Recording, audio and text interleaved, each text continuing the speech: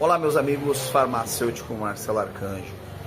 Meus amigos, com essa mudança de clima repentina que está acontecendo, algumas pessoas estão ficando gripadas, com tosse, com catarro, muco.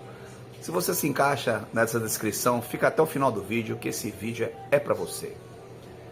Então, meus amigos, hoje eu vou falar sobre um medicamento, é um xarope homeopático natural, que ele serve para tosse e para catarro, dando um alívio melhor para suas vias aéreas. Nós vamos falar hoje do Tossimed, da Almeida Prado. Essa medicação é um xarope que ele serve para tosse com catarro, com muco. E se você também tiver problema de bronquite, ele alivia os sintomas da bronquite. Ok?